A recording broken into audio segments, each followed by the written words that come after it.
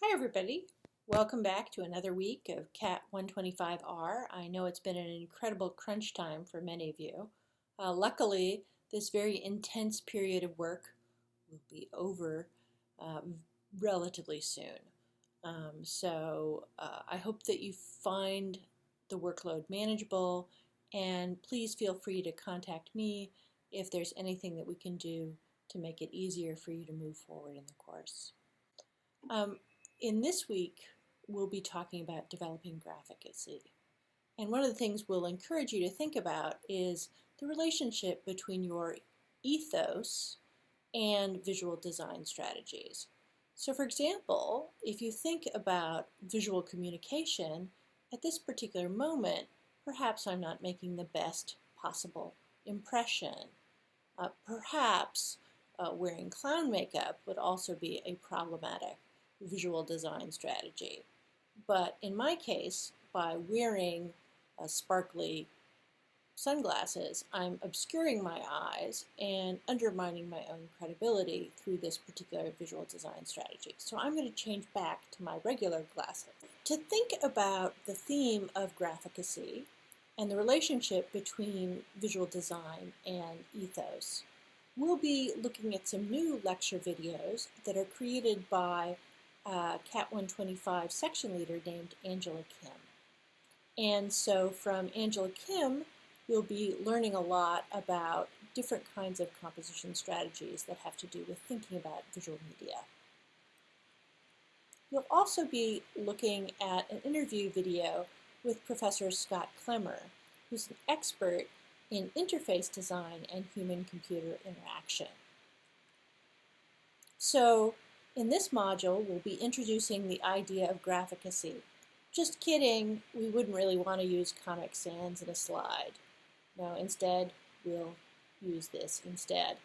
When we're introducing graphicacy, what we'll want you to think about is typography, composition, color theory, and digital standards. So you'll be starting to think a little bit more about your Ignite speech in this particular module. And one of the things that you'll want to do as you organize your speech is think about the introduction.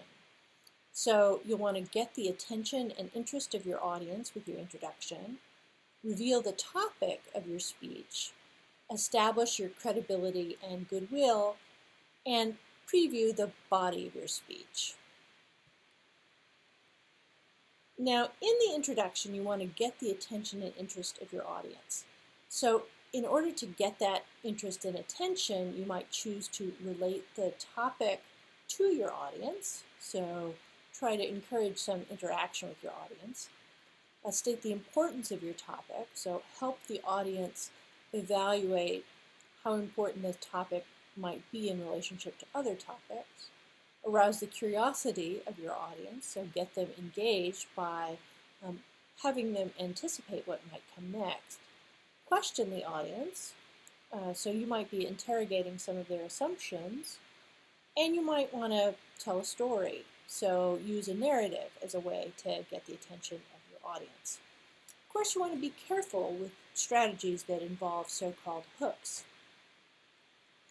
For example, this CAT125 presentation began with this ominous slide, "What is this silent killer?"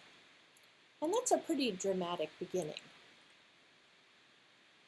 So when you usually begin your introduction, you want to reveal the topic with less mystery than perhaps this slide does. You don't want to get so caught up in gaining your audience's attention that you forget to clearly state the topic of your speech. In this case, the slide that followed the silent killer menacing slide was actually this slide. Which is an interesting strategy because this Ignite style presentation was about the hazards of sitting and the negative health effects that sitting has on UCSD students in this case, or those who pursue a sedentary lifestyle. So you want to establish your credibility in the introduction. That's going to be a tantamount concern when it comes to thinking about how you're going to organize your Ignite style speech. In this student's Ignite style speech, she used visual media to establish her qualifications.